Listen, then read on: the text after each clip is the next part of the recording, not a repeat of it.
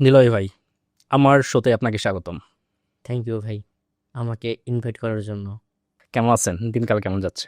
আলহামদুলিল্লাহ, দিনকাল খুবই ভালো যাচ্ছে আল্লাহর রহমতে। তবে দৌড়বুড় দিয়ে যাচ্ছে। দৌড়ের উপর দিয়ে যাওয়াই ভালো। যত ব্যস্ত থাকবেন ততই মন ভালো থাকবে। হ্যাঁ, কর্মব্যস্ত সুখী জীবন। বেশ কয়েক বছর আগে ফ্রিল্যান্সিং নিয়ে একটা পডকাস্ট মেক করছিলাম, যেখানে মানে আমার কোনো গেস্ট ছিল না। আমার অফিসের একটা এমপ্লয়িকে সাথে নিয়ে আমি আমার এক্সপিরিয়েন্সগুলো শেয়ার করছিলাম।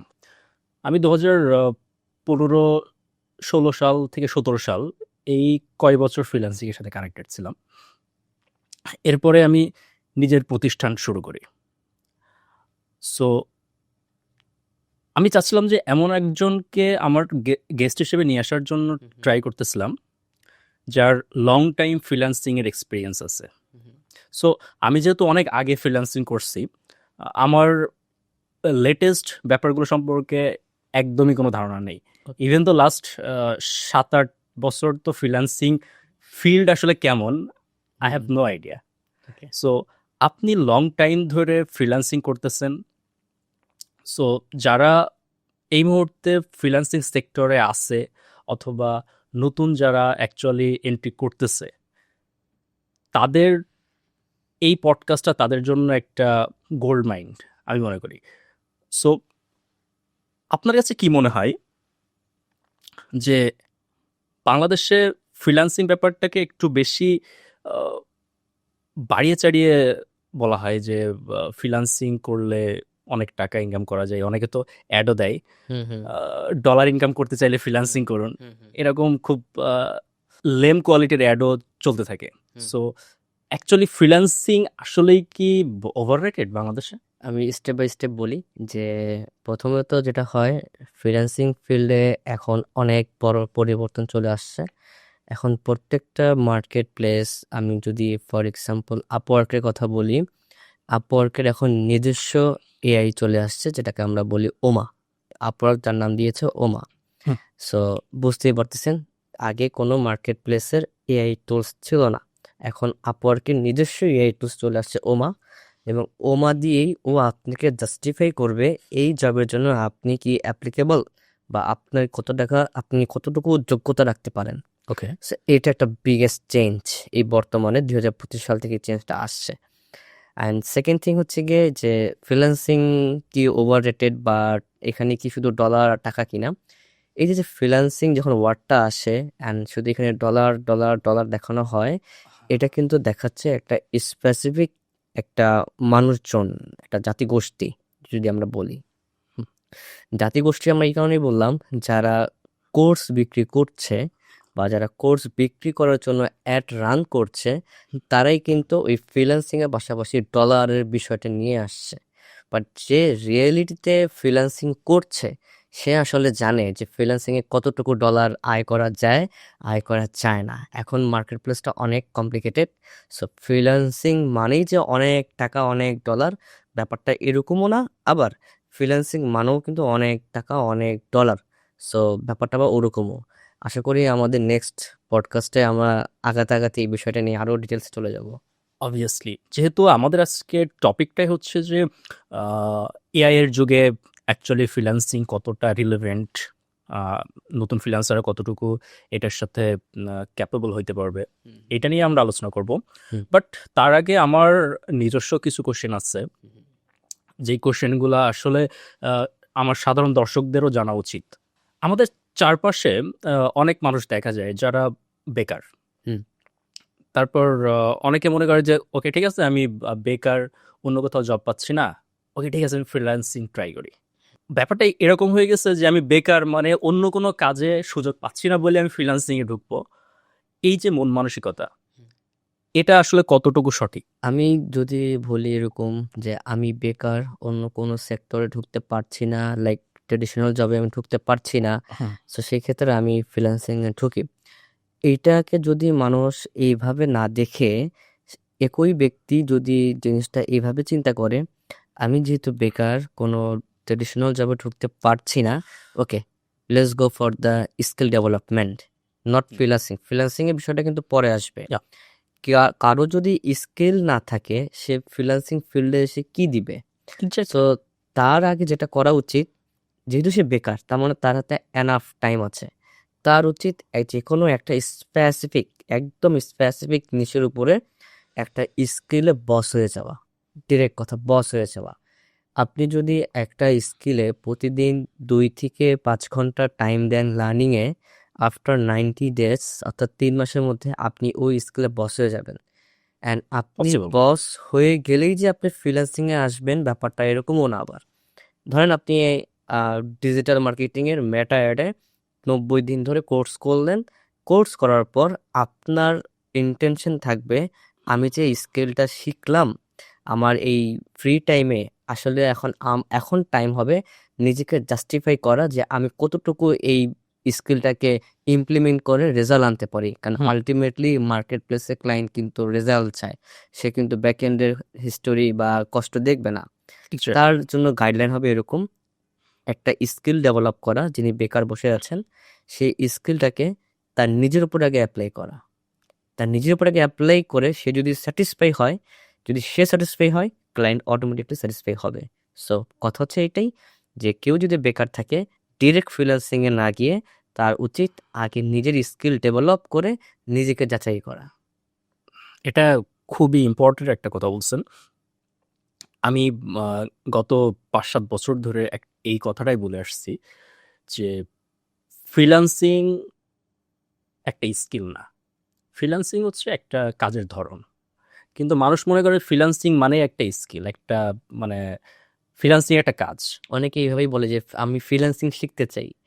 কি এটা শিখতে চাই এখানে? ফ্রিল্যান্সিং বলতে কি? এক্স্যাক্টলি, এটা তো মাধ্যম কাজের একটা। হুম। এক্স্যাক্টলি। সো এই ব্যাপারটা আমাদের আরো মানুষকে সচেতন করা উচিত যে হুম। ফ্রিল্যান্সিং কোনো স্কিল না, এটা একটা ধরন, একটা মাধ্যম। এবং আমাদের আগে নির্দিষ্ট স্কিলে ফোকাস দিতে হবে। হুম। সেটা যে কোনো স্কিল হতে পারে। বাট এই মুহূর্তে আপনার কাছে কি মনে হয় যে এআই এর যুগে কোন স্কিলগুলা ডেভেলপ করলে আমরা টিকে থাকতে পারবো? বর্তমানে যে স্কিলগুলা আগে থেকে এক্সিস্টিং, কোনো স্কিলই এখন ডিমান্ড কম ব্যাপারটা ওরকম না। যে স্কিলগুলো আজ থেকে 2 বছর আগে ছিল, মানে এআই আসার আগে ছিল, সেই স্কিলগুলার এখনও ডিমান্ড আছে। তারপরও আমাদের মাঝে একটা কথা শোনা যায়, এআই আসছে চাকরি চলে যাবে। সো ব্যাপারটা হচ্ছে গিয়ে, যদি আপনি বলেন যে কোন স্কিলগুলা শেখা উচিত বা ডিমান্ড উচিত, আপনি যেই স্কিলে আছেন সেই স্কিলেই থাকেন। পাশাপাশি আপনার ওই স্কিলে, ধরেন একটা সার্ভিস বেসিস স্কিল, ধরেন আপনি এসিও নিয়ে সার্ভিস দিচ্ছেন, তো এসিও হচ্ছে আপনার স্কিল। আপনার উচিত হবে এআইকে কিভাবে এই স্কিলের সাথে ইমপ্লিমেন্ট করিয়ে আপনার সার্ভিস কোয়ালিটিটাকে আরে বাড়ানো। যেই কাজটা আগে করতে লাগতো আপনার 5 থেকে 7 ঘন্টা, সেটা কিভাবে এআইকে কাজে লাগিয়ে 2 ঘন্টার মধ্যে করা সম্ভব। তাহলে কি হলো, আপনি স্কিলের জায়গায় রয়ে গেল, আপনি কি করলেন সেই স্কিলের মধ্যে এআইকে ইমপ্লিমেন্ট করে আপনার ওয়ার্কিংয়ের যে ডেলিভারি সেটাকে ফাস্টার করে ফেলতেছেন। যখন আপনি আপনার ওয়ার্কিংয়ের ডেলিভারিকে ফাস্টার করে ফেলবেন, ইন দ্য মেইন টাইম কিন্তু আপনি আরেকটা ক্লায়েন্টকে সার্ভিস দিতে পারবেন। সো স্কিলের জায়গায় আছে, কোনো স্কিলের ডিমান্ড কমে যাচ্ছে না, বরঞ্চ এআই আসার কারণে স্কিলের ডিমান্ড বাড়তেছে, প্লাস আমরা আরো বেশি ক্লায়েন্ট করে পাচ্ছি। আপনি কতদিন ধরে ফ্রিল্যান্সিং করতেছেন? আমার অলমোস্ট 2018 থেকে যদি এখন 2026 হিসাব করি, হুম। 6 ইয়ার্স প্লাস, আরো বেশি, 7 ইয়ার্স এরকম হবে। কোন কোন ফ্রিল্যান্স প্ল্যাটফর্মে আপনি বেশি ফোকাসড? আচ্ছা, আমি আগে একটা সময় আপওয়ার্ক ফোকাস ছিলাম, বাট আপওয়ার্কে অনেক স্ক্যাম হয়, যদিও এই বিষয় নিয়ে আমি সামনে কথা বলবো। ওকে। আর আপওয়ার্কে কম্পিটিশন অনেক বেশি, এটা নিয়েও আমি কথা বলবো, কেন স্ক্যাম হয় অ্যান্ড কেন কম্পিটিশন বেশি। আর যদি বলা হয় আমি এখন কোন মার্কেট প্লেসে আছি, হুম। বর্তমানে আমি ফুল টাইম আপওয়ার্ক মার্কেট প্লেসে আছি।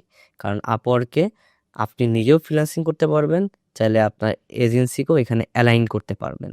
সো আপনি একই সাথে ফ্রিল্যান্সার প্লাস আপনি একজন এজেন্সি ওনার হিসেবেও কাজ করতে পারবেন। সো আমি এখন বর্তমানে আপওয়ার্কে আছি। সো এখন আপনার নিজস্ব এজেন্সি চলতেছে। জি। আপনার কোম্পানির নাম কি? Web mind, the digital company. Headquarter কোথায়? এটার হেডকোয়ার্টার হচ্ছে বারিধারা জি ব্লক। ওকে।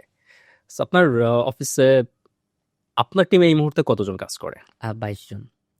বাংলাদেশের ম্যাক্সিমাম মানুষের একটাই টার্গেট থাকে যে ফ্রিল্যান্সিং করবে হুম। একটা নির্দিষ্ট মানুষের, অথবা জব করবে। এই মন মানসিকতা নিয়েই আমাদের ম্যাক্সিমাম মানুষ, মানে ম্যাক্সিমাম পোলাপান বেড়ে উঠতেছে যে হয় ফ্রিল্যান্সিং করবে না হয় জব করবে। বাট সেম স্কিল সেট নিয়ে যদি আমাদের ওয়েস্টার্ন কান্ট্রিগুলো ধরা হয়, ওয়েস্টার্ন কান্ট্রিগুলার সেম বয়সী ছেলেমেয়েরা তারা এন্টারপ্রেনারশিপে বেশি ফোকাসড। হুম। আমরা অ্যাকচুয়ালি আপওয়ার্ক বা ফাইবারে যে ক্লায়েন্টগুলো দেখি, সেই ক্লায়েন্টগুলো কারা? তারা অনেক বড় বড় কোম্পানির ক্লায়েন্ট খুব বেশি না, সবাই সলোপ্রেনার অথবা ছোট ছোট এন্টারপ্রেনার, তারাই কিন্তু কাজ বেশি দেয়। সো আমাদের এই ধরনের মাইন্ডসেট কেন যে আমরা শুধু অন্যের কাজ করব, আমরা নিজের কোনো এজেন্সি আমি ডেভেলপ করব না, বা করার মতো মানসিকতা খুব বেশি মানুষের নাই? এটার কারণ কি? এটার কারণ হচ্ছে গিয়ে সাইড হ্যাসেল। কারণ এখন আমরা যারা বাঙালি, আমরা স্বভাবগতভাবে একটু অলস টাইপের। সো আমার একটা টিম থাকবে, আমার একটা ম্যানেজার থাকবে, আমার একটা ওয়েব ডেভেলপমেন্ট ডিপার্টমেন্ট থাকবে, আমার একটা গ্রাফিক্সের ডিপার্টমেন্ট থাকবে, মার্কেটিংয়ের ডিপার্টমেন্ট থাকবে। এই যে এত এত এত ডিপার্টমেন্ট আমরা কিভাবে হ্যান্ডেল করব? এটা একটা হ্যাসেল হয়ে দাঁড়ায় একজন ফ্রিল্যান্সারের ক্ষেত্রে। হুম। সেই দিক থেকেও একজন ফ্রিল্যান্সার সহজেই চাইলেই পারে না একটা এন্টারপ্রেনারশিপে যেতে।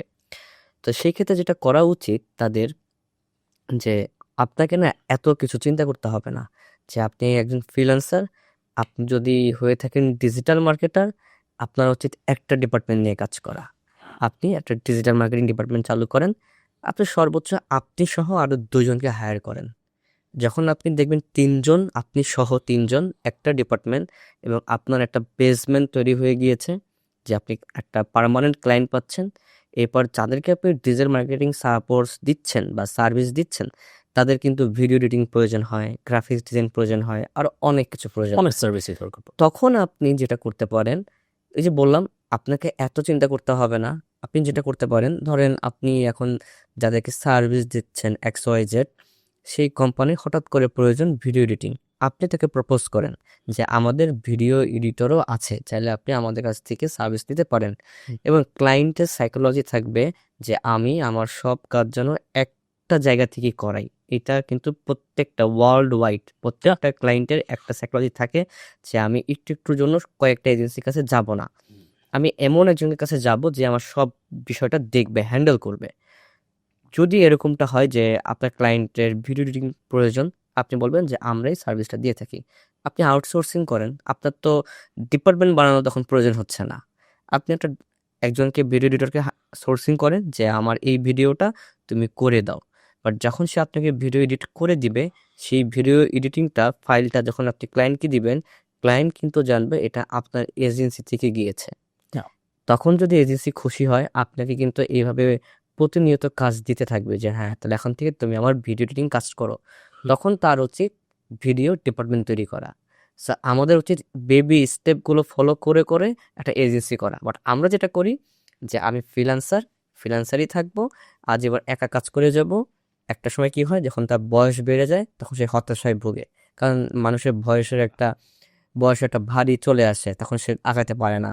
যদি সে এইভাবে বেবি স্টেপ দিয়ে একটা এজেন্সি খুলে ফেলে, তখন কিন্তু আর কোনো সমস্যা হচ্ছে না, একটা সময় প্যাসিভ ইনকাম হয়ে যায়।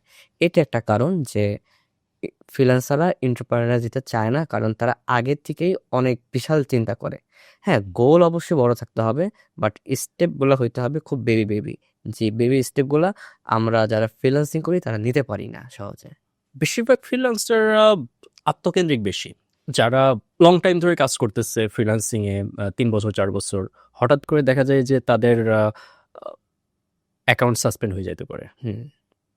বা কাজ পাওয়া বন্ধ হয়ে যেতে পারে, হুম। একেবারে মাসে 1-2টা কাজ পাইতে পারে। হুম। সো এই টাইমে গিয়ে তারা হতাশ হয়ে যেতে পারে। হুম।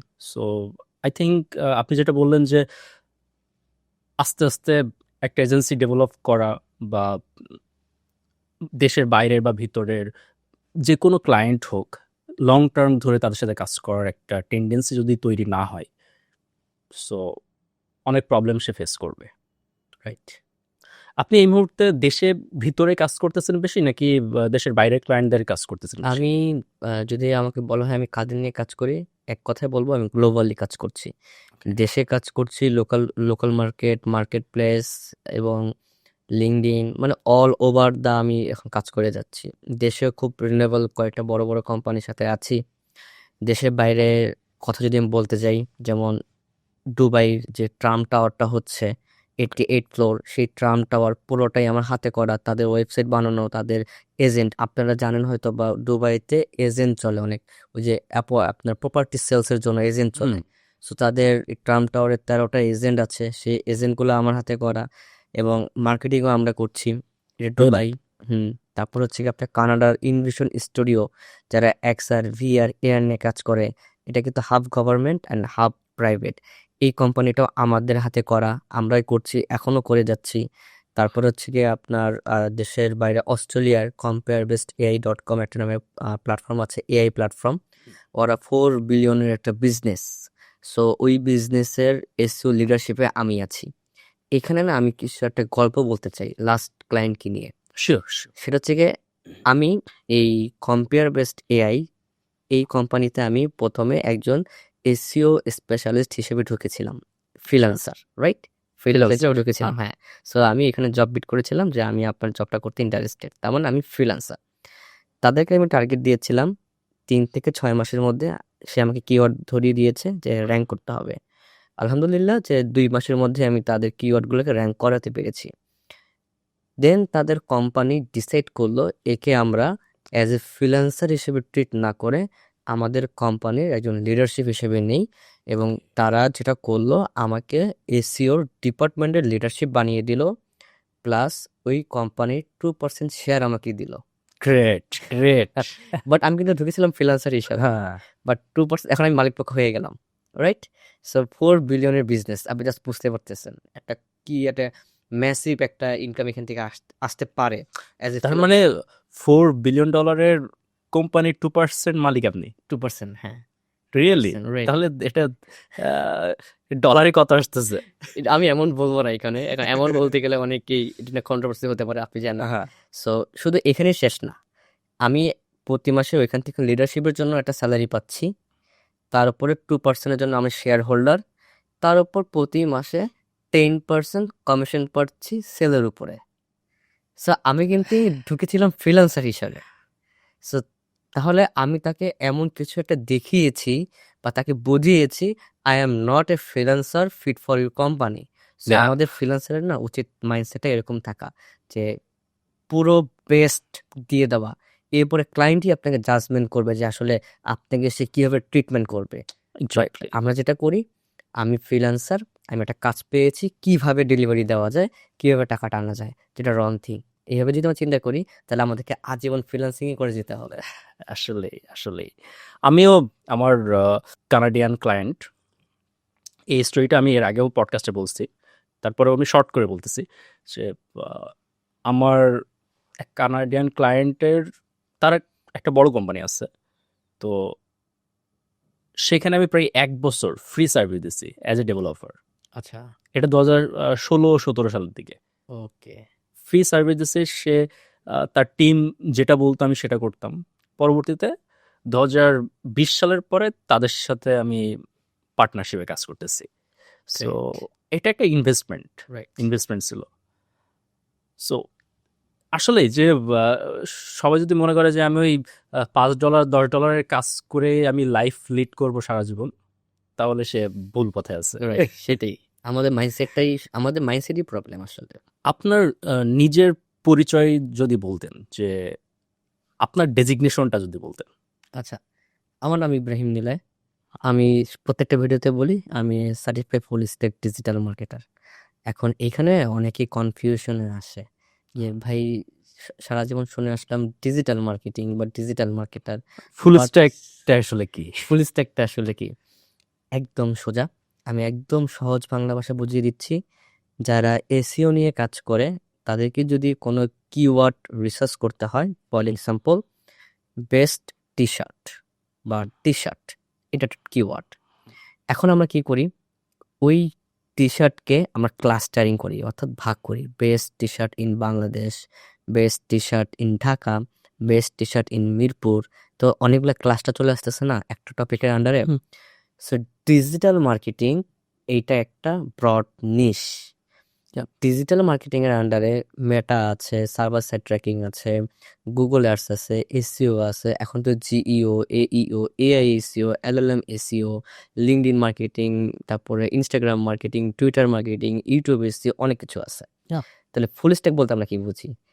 যেই ব্যক্তি ডিজিটাল মার্কেটিং ব্রড নিশের প্রত্যেকটার বিষয়ে এক্সপার্ট লেভেলের স্কিল্ড বা নলেজ রাখে, তাকেই আমরা ফুল স্ট্যাক বলতে পারি। যেমনটা ওয়েবসাইটের সময় ব্যাক এন্ড আর ফ্রন্ট এন্ড নামে একটা ব্যাপার আছে, যে back end developer, front end developer. যিনি ব্যাক এন্ড পারে এবং ফ্রন্ট এন্ড পারে তাকে আমরা বলি full stack developer. So digital marketing এর ক্ষেত্রে যেই ব্যক্তি ডিজিটালের মাধ্যমে অর্থাৎ ইন্টারনেটের মাধ্যমে মার্কেটিং করতে হলে যে কয়টা চ্যানেল প্রয়োজন হয়, প্রত্যেকটা চ্যানেলের উপরে যিনি এক্সপার্টিস রাখে তাকে বলা হয় আসলে ফুল স্ট্যাক ডিজিটাল মার্কেটার।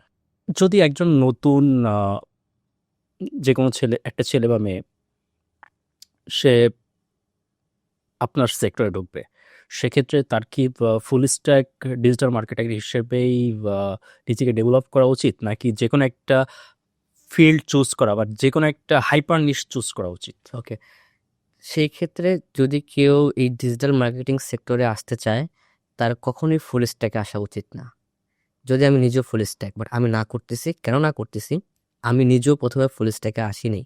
আমার জার্নিটা শুরু হয়েছিল সার্চ ইঞ্জিন অপটিমাইজেশন দিয়ে। তো যে ক্লাস্টারিং করতে হবে, ধরেন কেউ একজন এই সেক্টরে আসতে চায়, তার উচিত একদম স্পেসিফিকের উপরে স্পেসিফিক নিশ নিয়ে কাজ করা।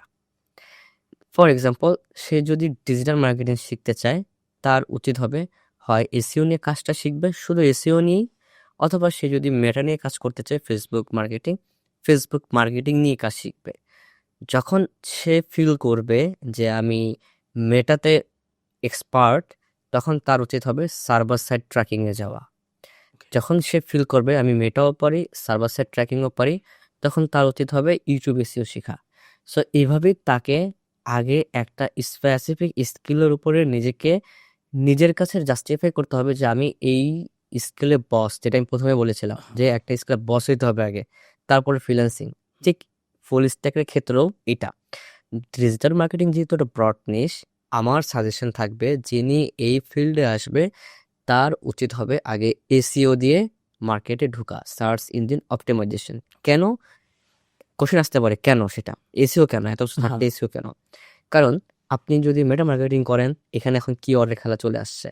আপনি যদি ইউটিউব এসইও করেন, দেখেন নামের পরেই লেখা ইউটিউব এসইও।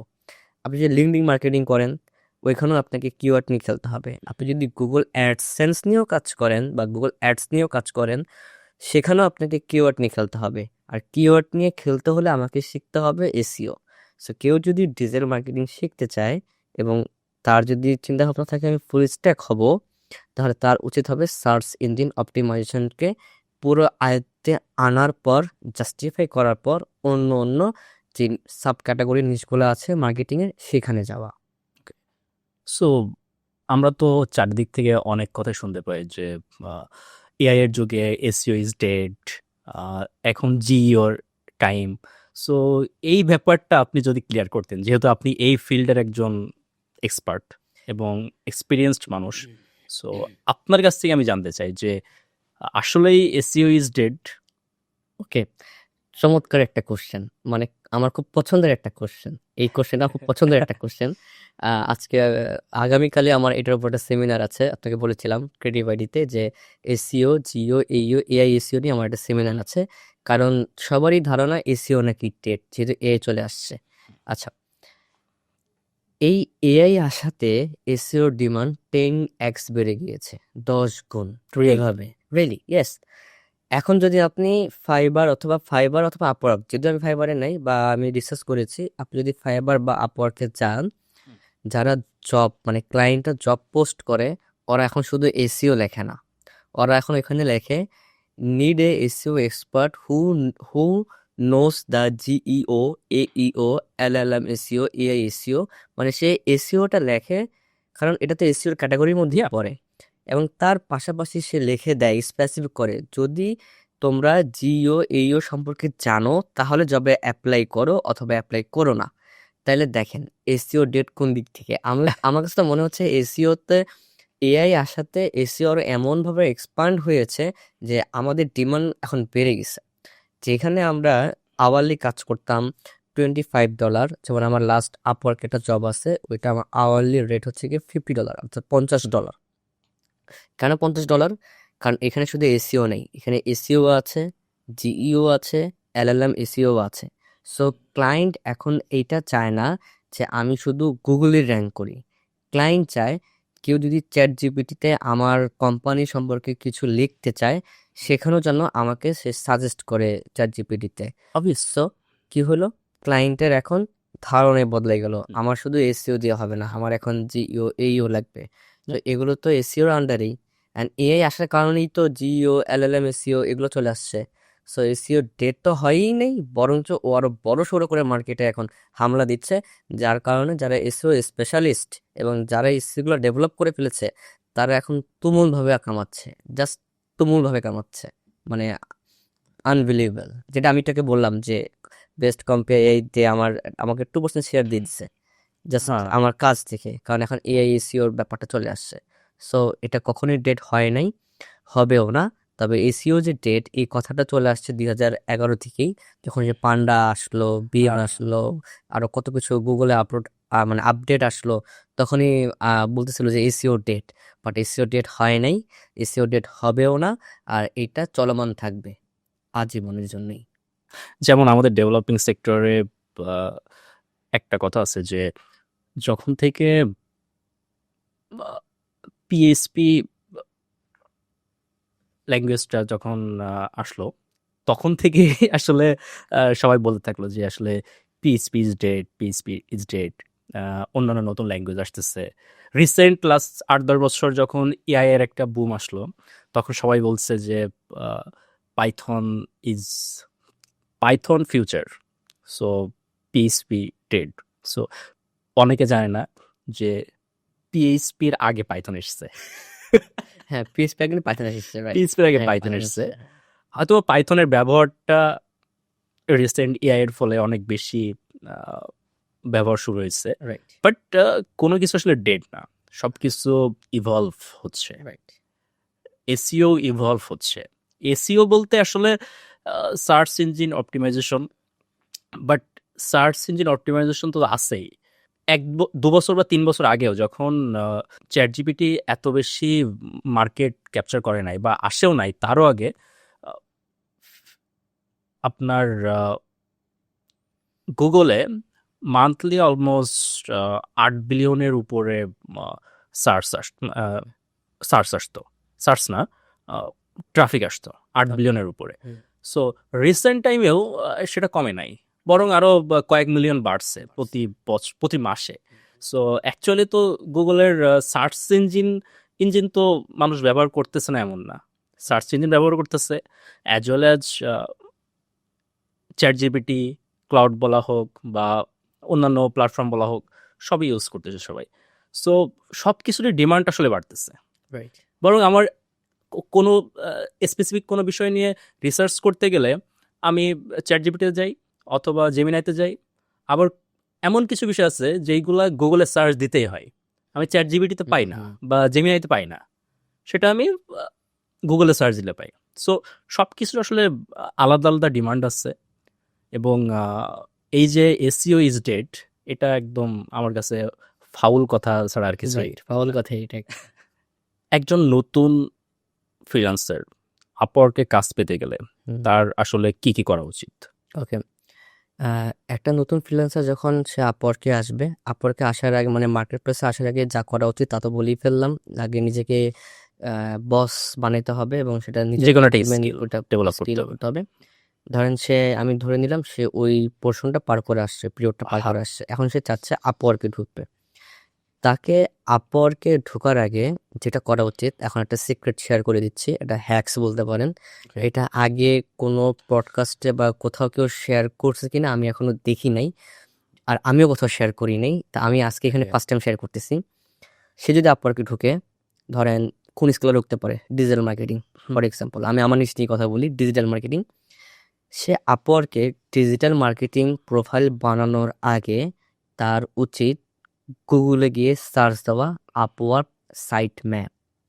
আমাদের বাংলাদেশে আই বিলিভ দ্যাট আমাদের বাংলাদেশে যদি 100 জন ফ্রিল্যান্সার থাকে, 95 জনই জানে না আপওয়ার্কে যে একটা সাইট ম্যাপ আছে। এখন হুম। কোশ্চেন হতে পারে সাইট ম্যাপটা কি? আপওয়ার্কের সাইট ম্যাপে গেলে আপনি বুঝতে পারবেন আপনার ডিজিটাল মার্কেটিং আপওয়ার্কে এখন কোনটার উপরে ডিমান্ড বেশি। ওকে।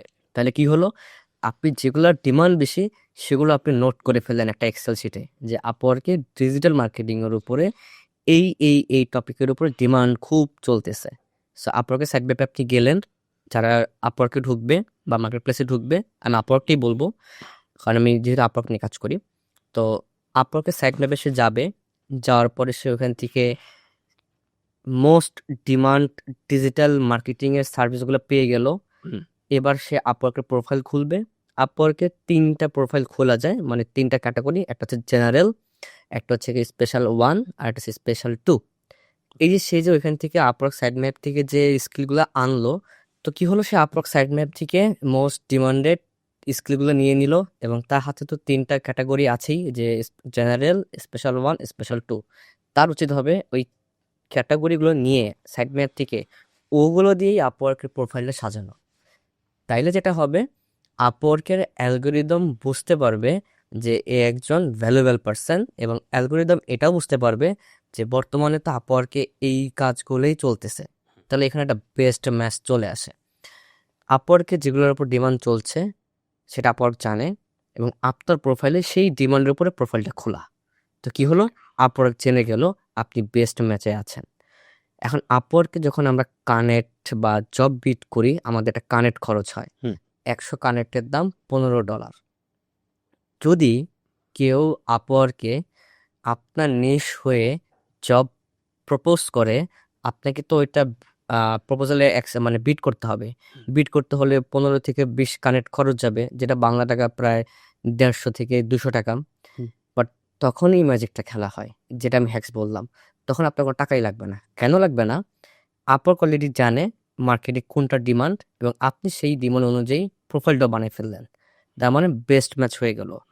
যিনি জব পোস্ট করবেন, আপওয়ার্ক আপনাকে অটোমেটিকলি ইনভাইটেশন দিবে যে তুমি এই জবে অ্যাপ্লাই করো। আর আপনি যখন ওই জবে অ্যাপ্লাই করবেন সেটা সম্পূর্ণ ফ্রি যখন ইনভাইটেশন দেবে। ইনভিটেশন দিবে, আপনার কোনো টাকাই খরচ হচ্ছে না। ওকে। তাহলে কি হলো, আমার কোনো টাকাই খরচ হচ্ছে না জবে অ্যাপ্লাই করলে।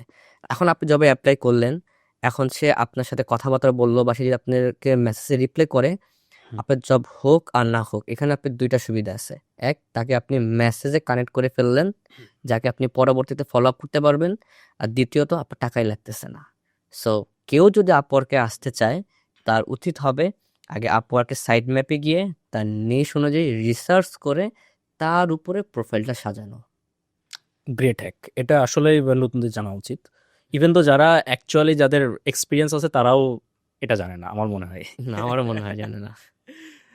নতুনদের একটা অভিযোগ আছে।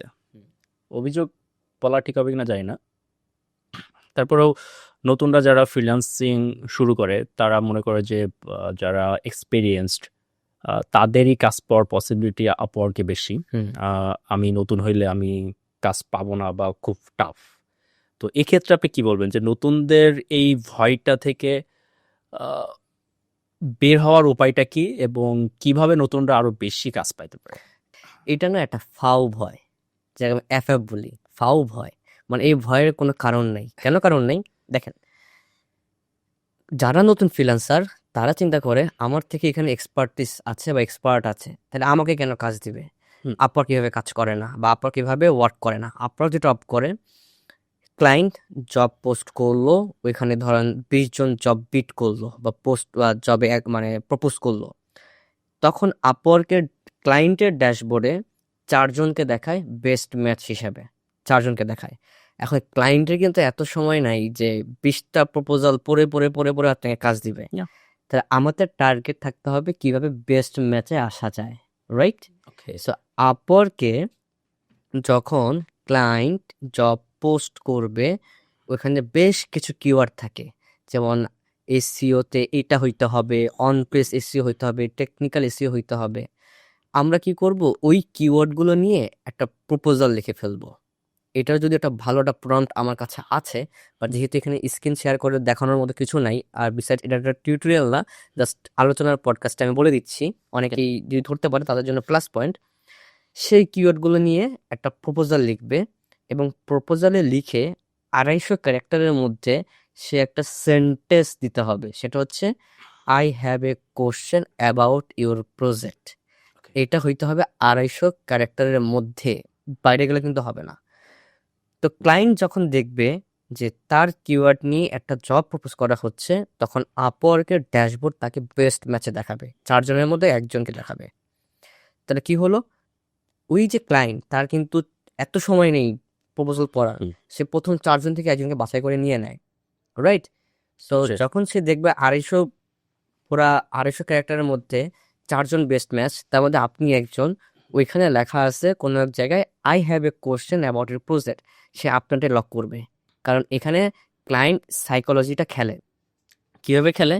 তখন ক্লায়েন্ট মনে করে যে এই ফ্রিল্যান্সার আমার প্রজেক্টটা নিয়ে পড়াশোনা করেছে, দ্যাটস ওয়াই সে আমাকে কোশ্চেন ছুড়ে দিয়েছে যে I have a question.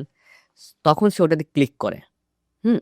Click করার পর ধরেন সে তার একটা এসইও সার্ভিস প্রয়োজন তার ওয়েবসাইটের জন্য, তখন কোশ্চেনটা হইতে হবে এরকম, ইয়েস নো, হ্যাঁ অথবা না, মানে এমন কোনো কোশ্চেন করা যাবে না এখানে যেই কোশ্চেনে ক্লায়েন্টকে অনেক চিন্তা করে অ্যান্সার দিতে হয়।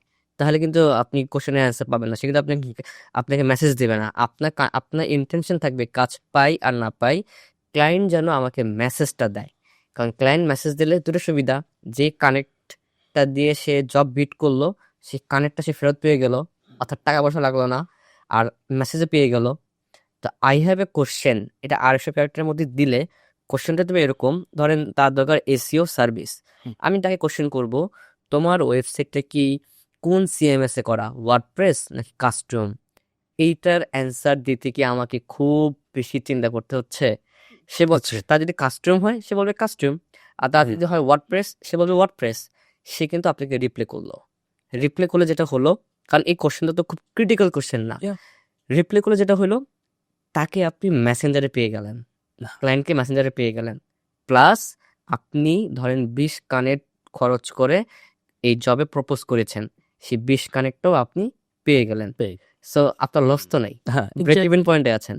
বাট যেটা হয় এই ক্ষেত্রে যখন ক্লায়েন্ট আপনাকে মেসেজ দেয়, ওই জবটা না আলটিমেটলি আপনারই হয়ে যায়।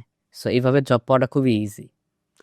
এক কথায় ক্লায়েন্টের সাথে কমিউনিকেশন বা কানেকশনটা most important. Right.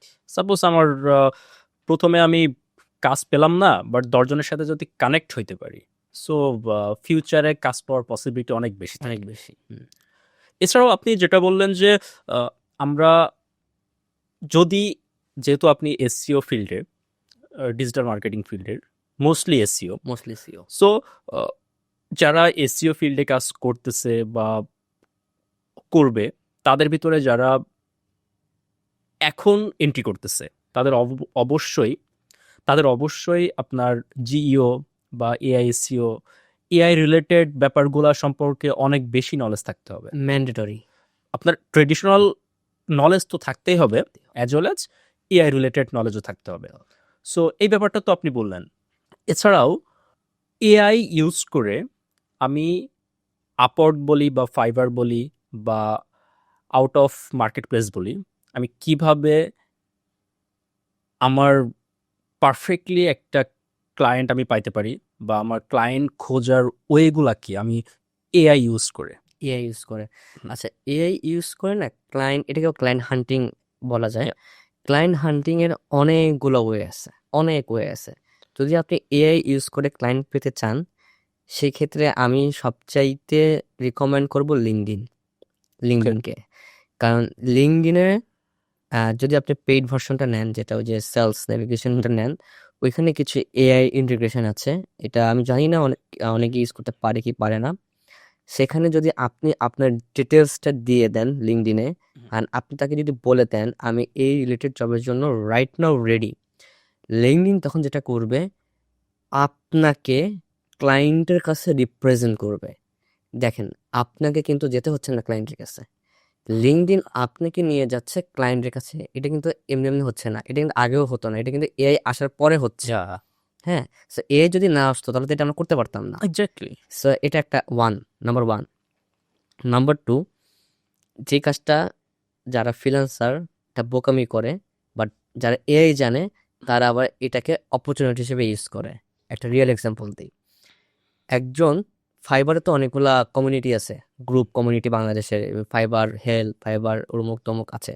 Fibre, Upwork help কমিউনিটিতে কিছুদিন আগে একটা ছেলে আপওয়ার্কের স্ক্রিনশট দিল ক্লায়েন্টের মেসেজের, যে ক্লায়েন্ট তাকে বলছে যে এইটা আমার ইনস্টাগ্রামের অ্যাকাউন্ট, তুমি আমাকে ইনস্টাগ্রামে নক দাও। তো ওই ছেলেটা কি করছে, ওই স্ক্রিনশটটা আপওয়ার্ক কমিউনিটিতে দিয়েছে, দিয়ে সে লিখেছে যে আমার কি উচিত হবে এখানে আমার ইনস্টাগ্রামের অ্যাকাউন্টটা দেওয়া যদি ভায়োলেশন হয় বা প্রবলেম হয়। হুম। আমি কি করেছি, আমি স্ক্রিনশটটা নিয়েছি, চ্যাট জিপিটিকে আমি দিলাম, চ্যাট জিপিটিকে আমি বললাম এই স্ক্রিনশটের মধ্যে যে লিঙ্কডইনের অ্যাকাউন্টটা দেওয়া তার প্রোফাইলটা আমাকে বের করে দাও। লিঙ্কডইন তো ফিল্টারিং ভালো পারে। হ্যাঁ। সো কি করলো আপনার, মানে চ্যাট জিপিটি তো ফিল্টারিং ভালো পারে। হুম। চ্যাট জিপিটি যেটা করলো যে ও রিসার্চ করে যেই ইনস্টাগ্রামের লিঙ্ক ওই স্ক্রিনশটে ছিল সেই লিঙ্কটা আমাকে বের করে দিল। আমি এক ক্লিকেই চলে গেলাম তার ইনস্টাগ্রামে, এবং তার যে প্রবলেম সেটাকে আমি দিয়ে তাকে ইনস্টাগ্রামে প্রপোজাল দিলাম, অ্যান্ড সে আমাকে ইনস্ট্যান্ট রিপ্লাই দিল। অ্যান্ড তাকে আমি বললাম let's go for the Upwork, আমরা ডিলটা আপওয়ার্কে করি। অ্যান্ড দেখেন, ক্লায়েন্ট ছিল কিন্তু অন্য একটা ছেলে, বাট আমি কিন্তু এআই ইউজ করে সেই স্ক্রিনশটটা থেকে ক্লায়েন্ট আমি আমারটা নিয়ে আসলাম। এটা ছিল একটা ইউএস এর এয়ারবিএনবি বিজনেসের। সো দেখেন, এটা একটা বোকামি ছিল তার জন্য, বাট আমি এআই জানি দেখে আমার জন্য ছিল এটা অপরচুনিটি। সো এআই দিয়ে কিন্তু আমরা এইভাবে কাজ নামাইতে পারি।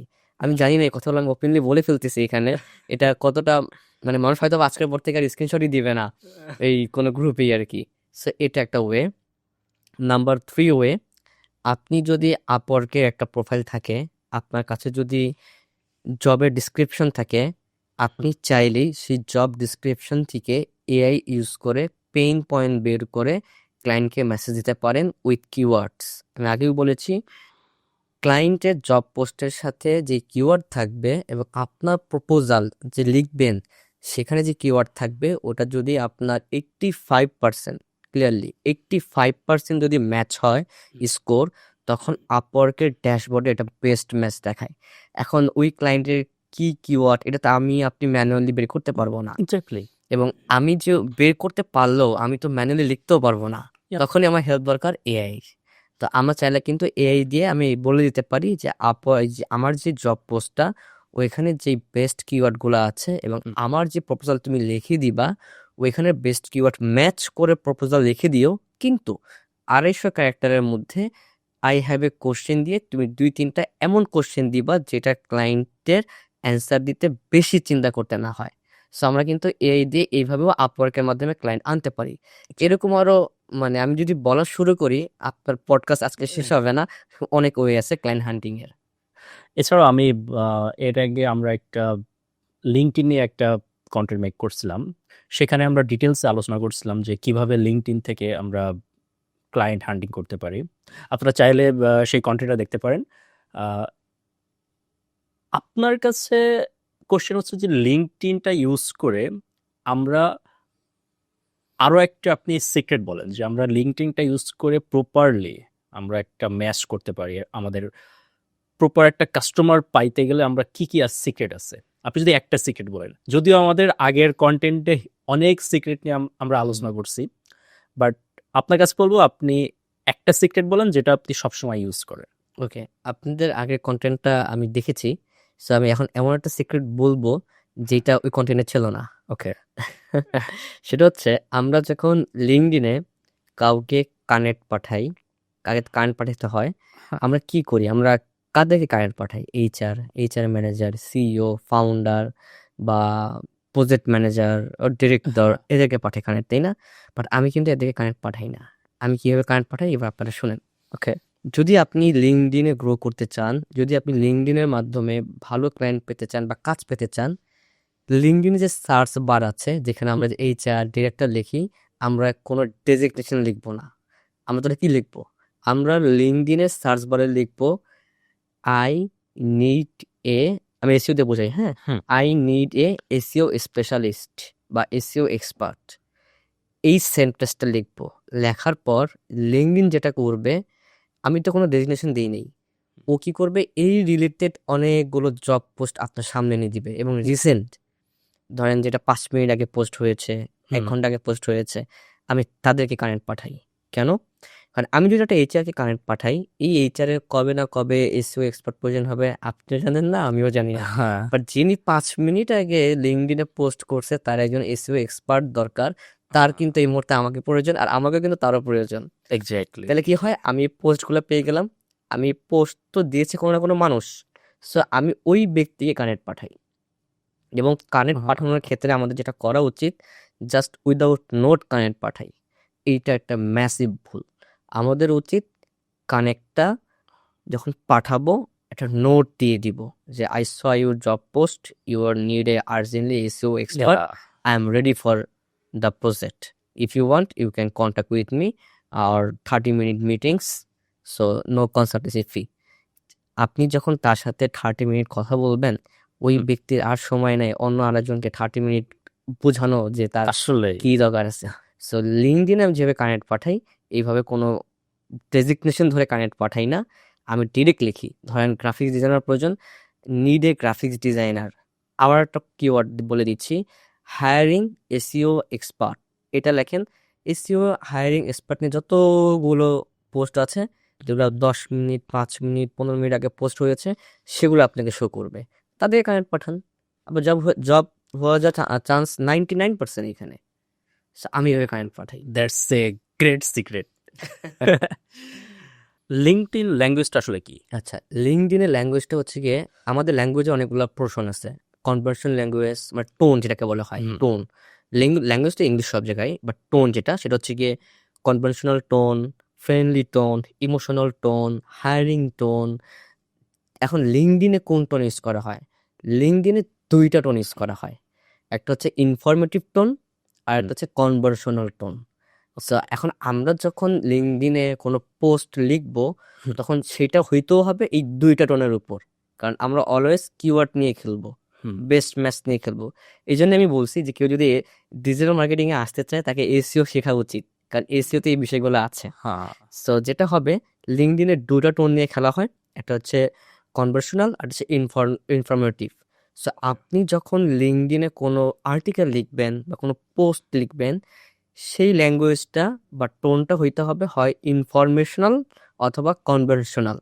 এতে যেটা হবে, লিঙ্কডইনের ল্যাঙ্গুয়েজের সাথে আপনার ল্যাঙ্গুয়েজের একটা ম্যাচ, অ্যালগোরিদম ম্যাচ খেয়ে যাবে।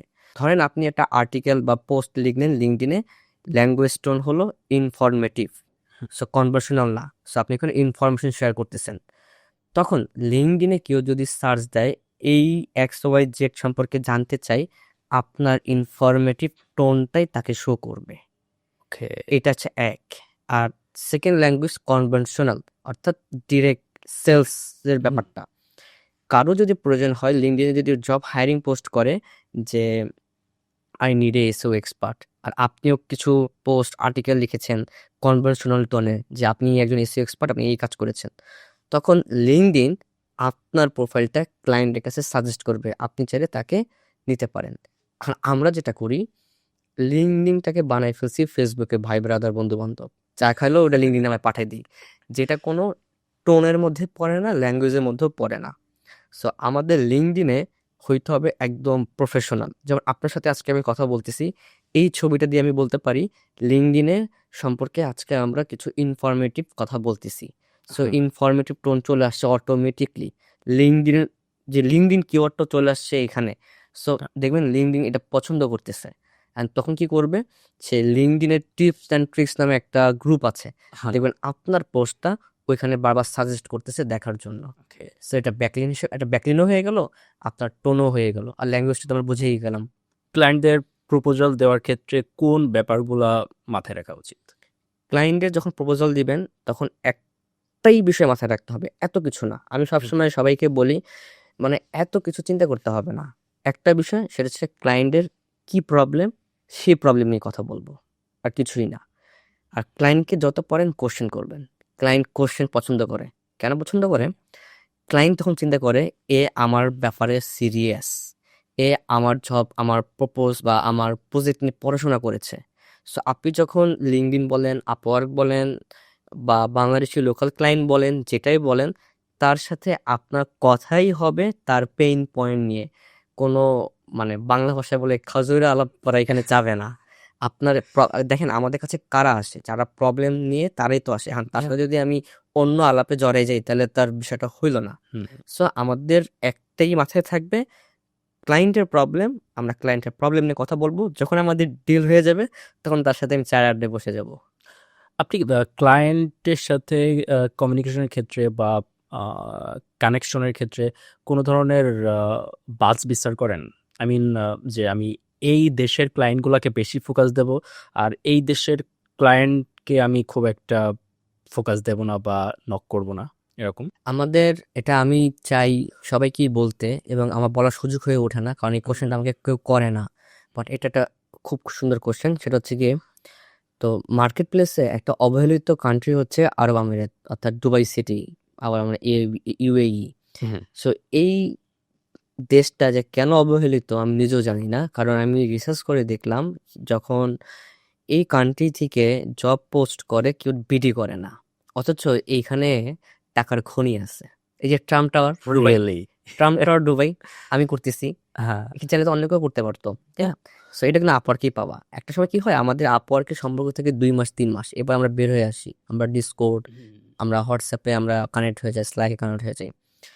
সো আমার উচিত, কেউ যদি নতুন এই প্লেসে ঢুকে, যেহেতু আপনি কোশ্চেনটা করছেন কোন কান্ট্রিতে ফোকাস করা উচিত, সেটা হচ্ছে এই ইউএই কান্ট্রি বা দুবাই সিটিটাকে আপনাকে বেস করা উচিত। কারণ যেহেতু এটা অবহেলিত, তার মানে যেই দেশটা অবহেলিত, সেই দেশটা আপনার জন্য অপরচুনিটি, কারণ কম্পিটিশন কম, রাইট? সো সবাই কি করে, ইউএসএ চলে যায়, অস্ট্রেলিয়া বিট করে। বাট ওইখানে তো সবাই করে। বাট যেটা সবাই করে না, আপনি সেটা করেন। আপনার আলটিমেটলি কাজ হচ্ছে গিয়ে, আপনি কাজ করবেন, আপনি টাকা কামাবেন। সো আপনি দুবাইতেই কাজ করেন, ফর এক্সাম্পল দুবাই সিটিতে কাজ করেন, আপনি আপনার যেই ডিমান্ড সেটা আপনি ওখানে নিয়ে নেন। সো আপনাকে তো ইউএসএই কাজ করতে হবে এমন তো কোনো কথা না, তাই না? ব্যাপারটা হচ্ছে এরকমই। সৌদি আরব কেমন? সৌদি আরব হচ্ছে আরেকটা অবহেলিত কান্ট্রি, কারণ এখানে একটা ল্যাঙ্গুয়েজ ব্যারিয়াস আছে। সৌদির বেশিরভাগ মানুষ, সৌদিতে আমার একটা ক্লায়েন্ট আছে ফার্মাসিউটিক্যাল, হ্যাঁ। তো ওরা না ইংলিশে এতটা পারদর্শী না। এরা কি করে, ইংলিশের মধ্যে মানে অ্যারবিক ঢুকে দেয়, খালাস, তারপরে সামাজ গেয়া, এগুলো ঢুকে দেয়, কিছু জিনিস ঢুকে দেয়, যার কারণে এদের সাথে অনেকে কমিউনিকেশন করতে চায় না। বাট এটা আর একটা টাকার খনি, সৌদি আরব, আর যেটা অবহেলিত একটা কান্ট্রি। সো আমাদের উচিত একটু, এগুলো তো এশিয়ার মধ্যেই, বা যে ইউএই, এগুলো এশিয়ার মধ্যে, তো সো এগুলোতে আমরা ফোকাস করি না। আমাদের উচিত একটু ইউএসএ, কানাডা, অস্ট্রেলিয়া, এগুলোতে না গিয়ে একটু এই ধরনের কান্ট্রিতে নতুন অবস্থা ঢুকে কাজ টাজ করে গোতামোতা খেয়ে একটু শক্ত হয়ে না হয় ইউএসএ তে গেল আর কি। এটা এটা খুবই একটা বড় সিক্রেট আপনি যেটা বললেন। আমি আরো একটা কোশ্চেন করছিলাম যে কোন কান্ট্রিগুলাকে আমরা মানে আপনি পার্সোনালি কোন কান্ট্রিগুলা দেখলে যে এই কান্ট্রি থেকে একজন প্রপোজ করছে বা আপনি দেখছেন যে একজন জব পোস্ট দিছে, আপনি ইগনোর করছেন যে না এই কান্ট্রিগুলাতে আমি ফোকাস দেবো না, যে এরকম কোন কান্ট্রিগুলাতে আপনি ফোকাস দেন না খুব একটা? Bangladesh number 1, Bangladesh number 2, India number 3, Pakistan number 4, Philippines. এই কান্ট্রিগুলাকে খুব একটা গুরুত্ব never never ever for ever. কারণ কি, আমি আপনাকে বলি, এরা আসলে ক্লায়েন্ট না, এরা হচ্ছে এজেন্ট। এরা ইউএসএ থেকে হয়তো কোনো কাজ পেয়েছে, সে করতে পারতেছে না, সেটাকে অর্ধেক করে আপনাকে জব বিট করে ফেলছে। আমি এটা কেন করবো? কম টাকার কাজ, এই জন্য আমি এগুলোকে বাদ দিই। আর এখানে স্ক্যাম হয় অনেক বেশি। বাংলাদেশ, ইন্ডিয়া, পাকিস্তান, এই 3টা কান্ট্রি স্ক্যাম একটু বেশি হয়। আমি রিসেন্ট কয়েক বছর বাংলাদেশের ক্লায়েন্টদের সাথে কাজ করতেছি, তো আমি এর আগে আমার কোনো এক্সপিরিয়েন্স ছিল না। সো লাস্ট কয়েক বছর ধরে যখন কাজ করতেছি তখন আমি বুঝতে পারতেছি নট জাস্ট এজেন্ট, এজেন্ট তো বাদই দিলাম, যারা অ্যাকচুয়ালি বড় বড় কোম্পানি চালাইতেছে তাদেরও যে টেক সম্পর্কে এত বেশি নলেজ আছে বা বেসিক নলেজটাও নাই, রাইট। এটা একটা biggest problem. So that's why আমারও আগ্রহ খুব একটা নাই এখন। হ্যাঁ, এটাই আসলে তাদের নলেজ তেমন একটা নাই, যার কারণে তারা বুঝে না অনেক কিছু ডিজিটালাইজড ব্যাপারে। তো এই জন্য এগুলো ইগনোর করে যাই। লোকাল ক্লায়েন্টদের তো সমস্যা আছেই, তারপরেও অনেকে দেশের বাইরে খুব একটা কাজ পায় না, যার কারণে লোকাল ক্লায়েন্টদেরকে ফোকাস দেয় যে ওকে ঠিক আছে আমি ক্লায়েন্ট পাইছি, সো আমি কাজ করি, দেখি কি অবস্থা হয়। সো সেই ক্ষেত্রে লোকাল ক্লায়েন্টদের ক্ষেত্রে বেশিরভাগ যে প্রবলেমটা হয় সেটা হচ্ছে টাকা পয়সা নিয়ে ঝামেলা, টাকা আটকে দেয় বা ডিলটা ওইভাবে করতে পারে না। সো লোকাল ক্লায়েন্টদের সাথে কাজ করতে গেলে আমি কিভাবে ডিল করব? দেখেন, লোকাল যখন, হ্যাঁ, অনেকে যখন বাইরে কাজ পায় না, তখন তারা স্কিল এতদিন ধরে শিখেছে, 20-30 হাজার টাকা দিয়ে স্কিল শিখেছে, তাকে তো এটা ক্যাশ করতেই হবে। Yeah. সেক্ষেত্রে সে বাধ্য হয় একটা সময় লোকাল ক্লায়েন্টে কাজ করার জন্য। বাট সমস্যাটা হয় যে টাকা পয়সা আটকায় দেয় বা ডিলটা ঠিক মতো হয় না। এইটার জন্য না আমি ক্লায়েন্টকে দোষ দিই না, এটার জন্য দোষ হচ্ছে গিয়ে যারা আমরা কাজ করি তাদের। যেমন শুনতে একটু অদ্ভুত লাগলে শুনতে একটু অদ্ভুত লাগলেও এটাই সত্য। ক্লায়েন্টের দোষ না, দোষ আমাদের। কারণ আমরা যখন আমরা তো অলরেডি মার্কেট প্লেসে ফেল, এখন কি করতেছি? লোকালি কাজ করতেছি। যখন লোকাল কোনো ক্লায়েন্ট আমরা পাই, আমরা পুরোটা দিয়ে দিই, মানে উজাড় হয়ে যাই। ব্যাপারটা হচ্ছে এরকম। আর টাকা যে আটকায় দেয়, যে ডিটটা যে হয়, এটার জন্য আমরা কেন দায়ী, ক্লায়েন্ট কেন দায়ী না, তার মেইন কারণ হচ্ছে আমরা ডিট করতে পারি না। আমরা রাইট ওয়েতে ডিট করতে পারি না। আমরা ডিট কিভাবে করি সবাই? আমি বিলিভ করি 100 জনের মধ্যে 100 জনই এইভাবে ডিট করে, কাজের পরে টাকা নিব। আমি আপনাকে 1 মাস সার্ভিস দিব, তারপর আপনি আমাকে টাকা দিবেন। টোটালি রং। আপনি আপওয়ার্কে দেখেন কিভাবে ডিল হয়। ক্লায়েন্ট পুরো টাকাটা আপওয়ার্কে ফান্ডে জমা দেয়। আপনি আপনার টাইম শেষে আপনার কাজটা আপওয়ার্কে জমা দিবেন, আপওয়ার্ক আপনাকে পেমেন্ট করে দিবে যখন ক্লায়েন্ট রিলিজ করে দেয়। যদি ক্লায়েন্ট ওটা রিফান্ড নেয়, আর আপনি যদি আপওয়ার্কে রিজন দেখাইতে পারেন, দেখো আমি কাজ করেছি তারপরেও সে টাকা দেয় নাই, আপওয়ার্ক নিজ দায়িত্বে আপনার পেমেন্ট দিয়ে দেয়। তেমন ডিডের একটা বিষয় আছে, কন্ট্রাক্ট। এই কন্ট্রাক্টটাই আমরা আমাদের লোকাল ক্লায়েন্টের সাথে করতে পারি না।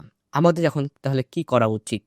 আমাদের যেটা করা উচিত, ধরেন এবিসি কোম্পানির সাথে আমার ডিড হয়েছে, তার কোম্পানির জন্য আমি 1 মাস 2 মাস 3 মাস এরকম প্রতি মাসে এসইও নিয়ে কাজ করব। জি। আমার ডিডটা হইতে হবে এরকম, ধরেন তার সাথে আমার কন্ট্যাক্ট হয়েছে এসইওর জন্য পার মান্থ, মানে কম হলেও 20,000 টাকা, কম দিয়েই ধরি।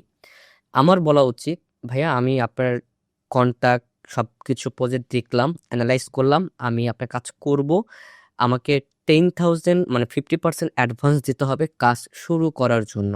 কারণ 50% যদি আমি অ্যাডভান্স না পাই, তাহলে আমি কাজটা শুরু করতে পারছি না। সেক্ষেত্রে আপনাকে ক্লায়েন্ট কোশ্চেন করতে পারে, কেন, মানে 10 বা এই টাকা দিয়ে তুমি মানে শুরু করতে পারছো না কেন? তখন আপনার বলা উচিত, দেখেন আমি তো আপনার সাইটের জন্য এসইও করব, আমাকে এখানে পেইড টুলস কিনতে হবে, আমাকে কিছু ব্যাকলিঙ্ক কিনতে হইতে পারে, আমাকে একটা প্লাগইন কিনতে হবে। সো সেই টাকা তো আমি আপনার কাছে চাচ্ছি না।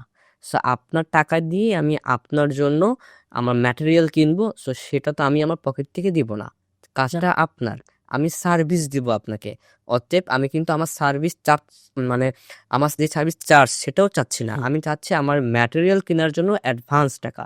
Yeah. যেটা করা উচিত, 50% অ্যাডভান্স নিয়ে কাজ করা উচিত। এতে কি সুবিধাটা, যদি ক্লায়েন্ট মাস শেষে টাকা নাও দেয়, আপনি তো অলরেডি 50% উঠাই নিছেন। Yeah. নাই মামা থেকে তো কানা মামা বহুত ভালো আমি মনে করি। আর আমরা যেটা করি, কাজ করে দেই 1 মাস, তারপরে আমরা টাকা দিই। আমার তো একটা এজেন্সি আছে, কোম্পানি, এটা এখন কোম্পানি হয়ে গেছে, এজেন্সি ছিল, আমি কোম্পানিতে কনভার্ট করে ফেলছি। আমার এমপ্লয়ীদেরকে আমি স্যালারি দিই মাস শেষে না, আমি আমার কোম্পানিদেরকে স্যালারি দিই 2টা ভাগে। ধরেন সে ফেব্রুয়ারি মাসে কাজ করবে, আমি ফেব্রুয়ারি মাসের স্যালারি 1 তারিখে অর্ধেক দিয়ে দিই, 15 তারিখে আমি বাকি অর্ধেক দিয়ে দিই। অন্যান্য কোম্পানি যেটা করে, মাস শেষে স্যালারিটা দিয়ে দেয়। বাট আমি আমার কোম্পানিতে মানে ফেব্রুয়ারি মাস, সামনে যে মাস আসবে ফেব্রুয়ারি, 1 তারিখেই অর্ধেক 50% স্যালারি আমি দিয়ে দিব, বাকি 50% 15 তারিখে দিয়ে দিব, কমপ্লিট। এটা আমি কেন করি? কারণ I have a bad experience, জানো, এই আমার যে এমপ্লয়িরা বা আমার এমপ্লয় না তো আমার টিমমেট, আমি কখনো দেখি এমপ্লয় বলে সম্বোধন করি না, আমার টিমমেট, টিম আমার মেম্বাররা যেন কখনো বলতে না পারে যে আমাদের বস আমাদেরকে টাকা লেট করে দিছে, বরং আমি অ্যাডভান্স দিয়ে দিচ্ছি। কারণ তাকে যদি আমি অ্যাডভান্সটা দেই, এতে সে খুশি হয়, সে খুশি হলে আমি খুশি হই। কিভাবে? সে খুশি হলে সে আমার কাজটা ভালোভাবে করে, আর আমার কাজ ভালোভাবে করলে আমি খুশি হই। যেমন আমি যে আজকে এখানে বসে আছি, আমার টিম কিন্তু কাজ করছে। হ্যাঁ কেন এখন সে যদি থিঙ্কিং এরকম থাকে, মাস শেষে স্যালারি পাবো, পরে কাজ করব, দেখবেন একটু বিষয়টা সাইকোলজিস্ট ভাবে অনেক কিছু হয়ে যায় এখানে। এক্স্যাক্টলি। সো আমিও সেম থিওরিটা বলবো, লোকাল ক্লায়েন্টে কাজ করতে হলে আপনার উচিত আগে অন্তত 50% অ্যাডভান্স নিয়ে কাজ স্টার্ট করা। এখন সে যদি আপনাকে 50% অ্যাডভান্স না নেয়, আপনার এই কাজ করাই উচিত না, কারণ আপনি তো তাহলে লসের উপর লস। সো এইটার জন্য আমি ক্লায়েন্টের দোষ দিই না, এটা আমার নিজের দোষ যে আমি নিজে ঠিকমতো কন্ট্রাক্ট অথবা ডিল করতে পারি নাই। এছাড়াও বাংলাদেশের ফ্রিল্যান্সারদের একটা বড় দুর্নাম আছে, সেটা হচ্ছে যে তারা ধরুন কোনো একটা কাজে বিড করতেছে যেটার অ্যাকচুয়াল ভ্যালু $500, সে বিড করতেছে less than $100। হুম। এই প্রবলেমটা কিন্তু অনেক শোনা যায়। সো এক্ষেত্রে আপনি কি বলবেন? এটার জন্য দায়ী হচ্ছে মেন্টররা, এটার জন্য দায়ী মেন্টররা। আমি সরাসরি কথা বলবো, কারণ হ্যাঁ এখানে লুকোচুরি করে কথা বললে আমার কথা অনেকে শুনবে, আমি মনে করি, আমি বিলিভ করি, কারণ আমার একটা অডিয়েন্স আছে। মেন্টররা এটার জন্য দায়ী এই কারণেই, কারণ মেন্টররা স্টুডেন্ট থাকা অবস্থায় তাদের মাথার মধ্যে ঢুকায় দেয় যে আগে কাজ করো, আগে পোর্টফোলিও বানাও, এটা সে যে অ্যামাউন্টই হোক না কেন। আপনি তো তাও বলছেন $500 থেকে $100, অনেকেই তো $5 এখন লোগো বানিয়ে দিচ্ছে, জাস্ট $5। যেই লোগো বানাতে আমি আমার এজেন্সি চার্জ করি 200 $200, সেই সেম লোগো বানিয়ে দিচ্ছে $500, $5। এমনও জিনিস হয়েছে যে আমি দেখলাম যে আমার এক কোম্পানি, বলি হ্যাঁ কোম্পানির নামটা সেরা হাট বাজার, যে অনার ফাউন্ডার, ওটা অত্যন্ত ভালো মানুষ, শাহজাহান ভাই। উনি 50,000 টাকা দিয়ে একটা ওয়েবসাইট বানিয়েছে একজনকে দিয়ে। বানানোর পরে ওয়েবসাইট দেখে দেখলাম জাস্ট একটা টেমপ্লেট দিয়ে সাজিয়ে ঠাজিয়ে মেরে দিছে। অলরেডি সে 50,000 টাকা বার্ন করছে। সে আমি বললাম এই ওয়েবসাইটে কাজ হবে না, আপনাকে ওয়েবসাইট আবার মেক করতে হবে। তার তো বিজনেস, তাকে তো আর্ন করতে হবে, ইনভেস্ট করে ফেলছে, প্রোডাক্ট চলে আসছে, অ্যান্ড ওয়েবসাইটের কারণে কি প্রোডাক্ট সেল অফ থাকবে? সে আমাকে 60,000 টাকা, অর্থাৎ অলরেডি 50,000 টাকা সে কিন্তু বার্ন করছে। বান করছে। সে আরো আমাকে দিয়ে 60,000 টাকা দিয়ে ওয়েবসাইটটা বানিয়ে নিছে, আরো অর্থাৎ 10,000 টাকা এক্সট্রা দিয়ে সাইট বানিয়ে নিয়েছে। এবং সে তখন রিয়ালাইজ করতে পারছে আসলে আমরা যখন কাউকে দিয়ে কাজ করাবো, আমাদের উচিত তাকে আগে জাস্টিফাই করা, তার পোর্টফোলিও দেখা। আমি যদি সবসময় বলি পোর্টফোলিও খুব ম্যান্ডেটরি, আর ওয়েবসাইটের ব্যাপারে পোর্টফোলিও তো লাইভ পাওয়া যায়, কারণ ওয়েবসাইটে লাইভ হয়, গ্রাফিক ডিজাইন তো লাইভ, জাস্ট একটা ইমেজ, ভিডিও এডিটিং লাইভ, হ্যাঁ ইমেজ, বাট আপনি কিভাবে বুঝবেন যে এই ওয়েবসাইটটা আপনি বানিয়েছেন, বা আপনি কিভাবে বুঝবেন? আমি তো অন্যজনের পোর্টফোলিও আপনাকে দেখাইতে পারি না। এই জন্য আমি একটা ট্রিক্স বলে দিই, প্রত্যেকটা ওয়েবসাইটের একটা ফুটার সেকশন থাকে, কপিরাইট অমুক কোম্পানি, তার নিচে আরেকটা লাইন আমি অ্যাড করে দিই, ওয়েবসাইট ডেভেলপড বাই রাইট। অমুক কোম্পানি। সো হ্যাঁ তখন আমার ক্লায়েন্টকে বলতে সুবিধা হয়, তুমি যে দেখো এই ওয়েবসাইটে নিচেই আমার নাম দেওয়া, রিয়েল পোর্টফোলিও। তখন ক্লায়েন্ট চিন্তা করে ইটস ট্রু, অ্যান্ড Yeah. ক্লায়েন্টরা চায় ফ্রিল্যান্সারদের সাথে ট্রাস্ট বিল্ড করতে, অ্যান্ড ট্রাস্ট এভাবে বিল্ড হয়। আর যেটা আপনি বললেন না যে $500 কাজ $100 করে দেয়, এটার জন্য মেন্টররা দেয় এই কারণেই, মেন্টরদের তো টার্গেট থাকে তার ব্যাচের কত স্টুডেন্ট সাকসেস। Yeah. সাকসেসটা কিন্তু টাকা দিয়ে মেজার করে না, কাজ পাইছে কি পায় নাই। সে যদি $100 জায়গায় $5 দিয়েও যদি কাজ পায়, নাম কি হবে? কাজ পাইছে। সেটা কত ডলার এটা তো ডাজেন্ট ম্যাটার ওইখানে, বা তাই না? কিভাবে কাজ পাইছে কিভাবে কাজ পাইছে ডাজেন্ট ম্যাটার। তার মেন্টরের চিন্তা ভাবনা, আমার 25 জন স্টুডেন্ট 10 জন কাজ পাইছে $5 করে, বাট $5 ডাজেন্ট ম্যাটার। সে বলতে পারে আমার সাকসেস রেশিও বেশি।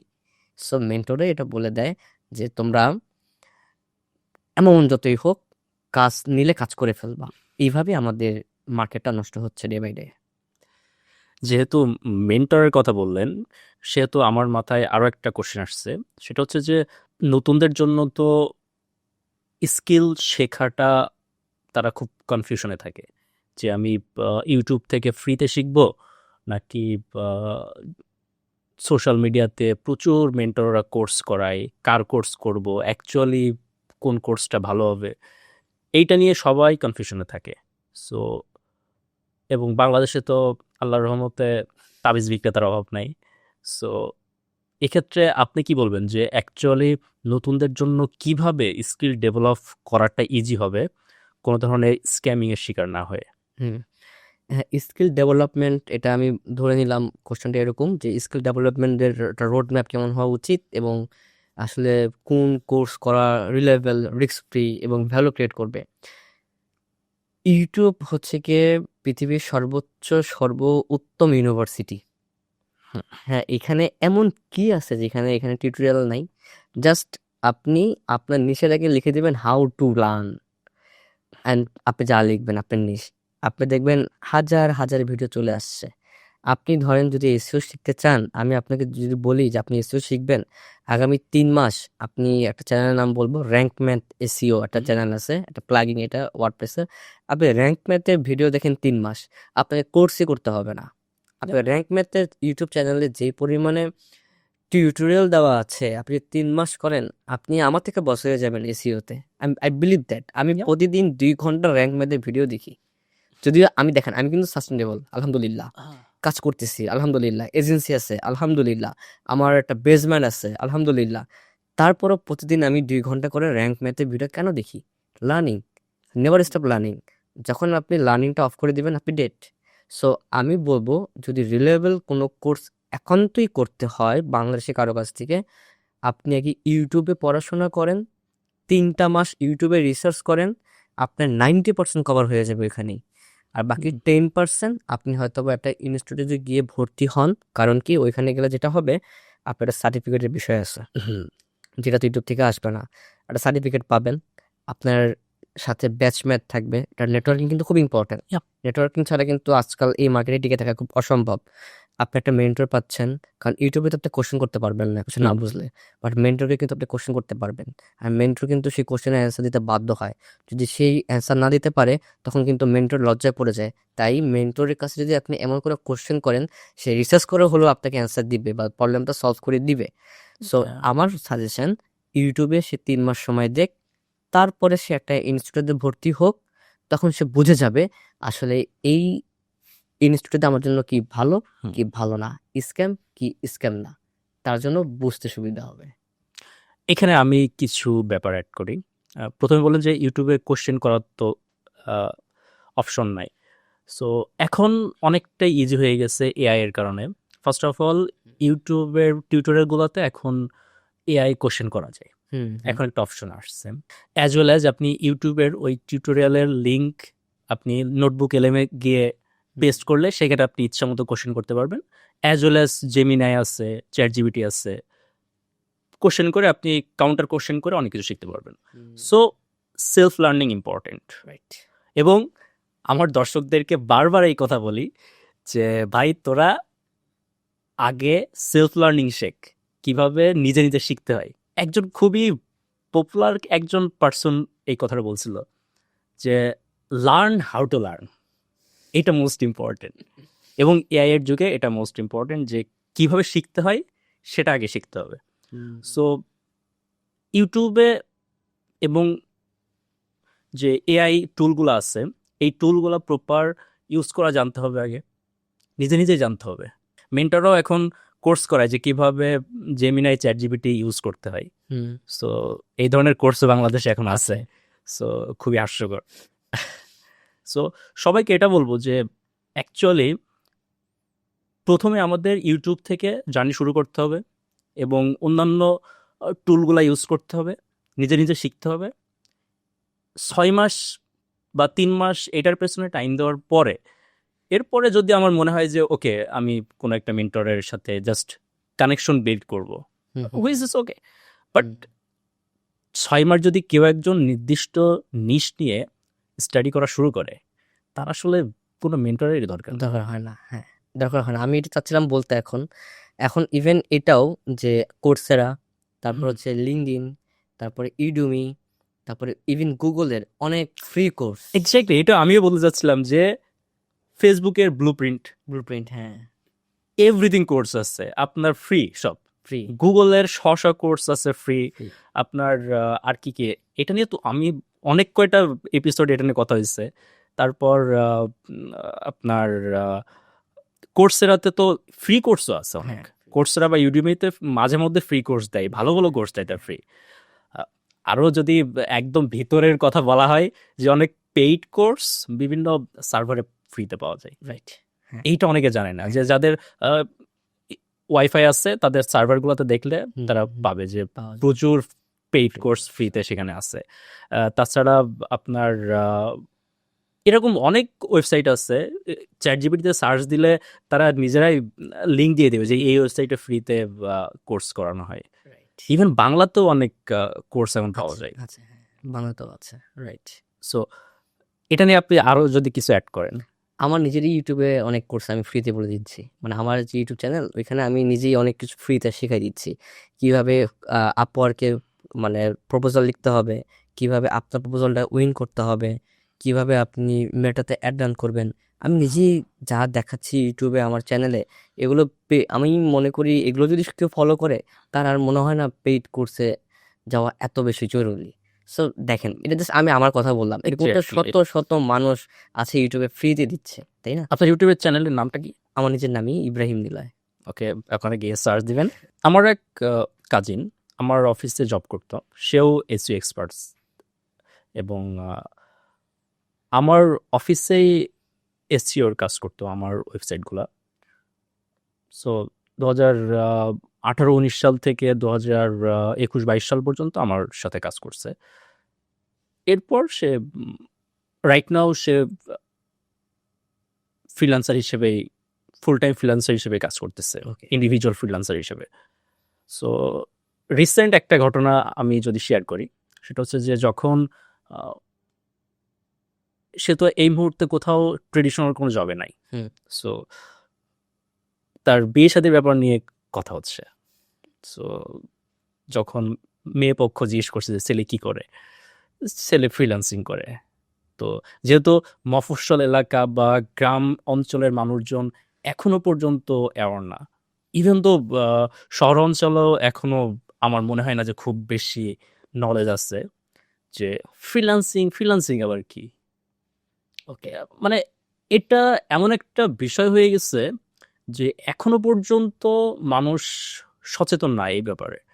এবং একজন ফ্রিল্যান্সিং করে সে সঠিক মর্যাদাটা সঠিক মর্যাদাটা পায় না, সঠিক রেসপেক্টটা পায় না, তার কোনো আইডেন্টিটি নাই। বাট সে কিন্তু লাখ লাখ টাকা ইনকাম করতেছে। রাইট, অনেকে, মানে আমার দেখা অনেক, আমার ফ্রেন্ড সার্কেল অনেকে আছে যারা মাসে 10 লাখ 15 লাখ টাকা ইজিলি ইনকাম করতেছে, বা 2-1 লাখ তো নর্মাল ব্যাপার যারা রেগুলার ফ্রিল্যান্সিং করে। বাট তারা আমাদের সোসাইটি থেকে ওই সম্মানটা পাচ্ছে না, ওই রেসপেক্টটা পাচ্ছে না। ইভেন তো তার কাজ সম্পর্কে মানুষের ধারণাই নেই। হুম, ধারণা নাই থাকতে পারে, ওইটা বিষয় না। বাট এই যে ফ্রিল্যান্সাররা আইডেন্টিটি ক্রাইসিসে ভুগতেছে, এই ব্যাপারটা আপনি কিভাবে দেখেন? হুম। এই ফ্রিল্যান্সার আইডেন্টি ক্রাইসিসটা নিয়ে অলরেডি বাংলাদেশ কাজ করতেছে আইসিটি ডিভিশন। আর এটা ট্রু, এটা আমার বিয়ের ক্ষেত্রেও হইছে। হ্যাঁ, সো আমিও নিউলি ম্যারিজ, বেশি দিন না। সো আমার কংগ্রাচুলেশনস। Thank you. সো এটা এটা এটা দেখেন, এটা আজকে থেকে না, এটা শুরু থেকেই। ছেলে কি করে? ফ্রিল্যান্সার। তার মানে কি? ফ্রিল্যান্সিং আর কি? অথচ একজন ট্র্যাডিশনাল জব হোল্ডারের থেকে একজন ফ্রিল্যান্সারের 2 টাইমস ইনকাম কিন্তু বেশি। Yeah. বাট সেটা কিন্তু তারা এমন করে না। আবার কিন্তু ঠিক সেম গার্জিয়ানরাও এটা মেজার করে কার ইনকাম কত বেশি। বাট যখন দেখে ও ফ্রিল্যান্সার, ওর ইনকাম বেশি, ও একটা ব্যাংকার, ওর ইনকাম কম, ও কি দাম দেয় বেশি। তো আমি এখানে একটা কনসেপ্ট খুব ক্লিয়ার করে বলে দিচ্ছি, যারা ফ্রিল্যান্সার বাট হীনমন্যতায় ভুগছে তারা যেন এটা খুব প্রাউডলি বলতে পারে, কেন আমি তার থেকে বেটার। সবাই বেটার আমরা, তাই না? আমরা সবাই বেটার, আমরা কেউ খারাপ তা না। তবে এখানে আমি একটু কনসেপ্টটা ক্লিয়ার করে দিই, যেটা আমরা বা যারা ফ্রিল্যান্সার আছে, যারা হীনমন্যতায় ভুগছে, ব্যাপারটা হচ্ছে এরকম। ধরেন এমপ্লয়ি এ, সে একজন কর্পোরেট জব হোল্ডার, এবং একজন বি, সে হচ্ছে freelancer, A hmm, and B. যিনি এ, আমি কর্পোরেট জব হোল্ডার, আমি ধরে নিলাম সে জব করে একটা এনজিও গ্রুপ বা একটা ব্যাংকে, ধরি আমি ব্যাংকে জব করে, হুম, ধরেন সে একটা XYZ ব্যাংকে জব করে। তার গণ্ডি, তার সীমাবদ্ধ, তার নলেজ একটা কোম্পানিতে, একটা কান্ট্রিতে, মানে একটা দেশে এবং একটা অফিসের মধ্যেই সীমাবদ্ধ। হুম, অপরদিকে যে আমার এমপ্লয়ি বি আছে, ফ্রিল্যান্সার, একই ব্যক্তি মাল্টিপল কান্ট্রিতে মাল্টিপল নিশ নিয়ে, মানে ইন্ডাস্ট্রি নিয়ে মাল্টিপল স্কিল নিয়ে কাজ করছে। আমি যদি দুজনকে কোনো একটা ইন্টারভিউ বোর্ডে বসাই, আপনার কি মনে হয় কার স্কিল এক্সপিরিয়েন্স বেশি? ফ্রিল্যান্সারের ফ্রিল্যান্সারের। সো এখানে যে অ্যাজ আমার ওয়েল এজ ফ্রিল্যান্সার হইতে গেলে তার প্রতিদিন দিন দুনিয়ায় যা আপডেট আসতেছে সেটা নলেজ রাখতে হচ্ছে। রাইট, আর যিনি এ ট্রেডিশনাল জব করছে, উনিও কিন্তু গুড, খারাপ বলছি না কিন্তু আমি, হুম, জাস্ট আমাদেরকে যারা ফ্রিল্যান্সার, এই যেটা জাতিগোষ্ঠীকে খারাপভাবে দেখানো হয়, আমি এটার এগেনস্টে কথা বলছি বা তাদের হয়ে কথা বলছি। যখন আপনি দেখবেন যে একজন ফ্রিল্যান্সার বাংলাদেশে বসে অস্ট্রেলিয়ায় কাজ করছে, USA তে কাজ করছে, দুবাই কাজ করছে, তারপর আপনার কানাডায় কাজ করতেছে, পাকিস্তান কাজ করতেছে, আরো অনেক কান্ট্রিতে কাজ করতেছে। ইউরোপ তো আমি এখনো বললামই না, ইউরোপে অনেক কান্ট্রিতে কাজ করতেছে একটা জায়গায় একটা রুমে বসে। এবং সে শুধু অনেকগুলা কান্ট্রিতে না, সে অনেকগুলো ইন্ডাস্ট্রি নিয়ে কাজ করতেছে। তার জাস্ট মানে স্কিলের লেভেল দেখেন এবং এক্সপিরিয়েন্সের লেভেলটা দেখেন। ঠিক অপর সাইডে যিনি একটা XYZ এর ব্যাংকার, একটা কান্ট্রিতে বসে একটা অফিসে বসে ওই কোম্পানির বাইরেই যেতে পারছে না, তাকে কিন্তু সারাক্ষণ ওই কোম্পানির মধ্যেই থাকতে হচ্ছে। Yeah. অপরদিকে যিনি আছেন, উনি কিন্তু পুরো দেশের, মানে পুরো দেশ তো আছেই, পুরো ওয়ার্ল্ডের, মানে প্রত্যেকটা কান্ট্রি নিয়ে কাজ করছে, প্লাস প্রত্যেকটা কান্ট্রির জন্য ইন্ডিভিজুয়াল ইন্ডাস্ট্রি নিয়ে কাজ করছে। সো এখানে তো আমার দৃষ্টিকোণ, নর্মাল দৃষ্টিকোণ থেকে দেখলে আমি বলবো যে যিনি ফ্রিল্যান্সিং করছে সে তো এর থেকে বি অনেক আগে আগে আছে, তাই না?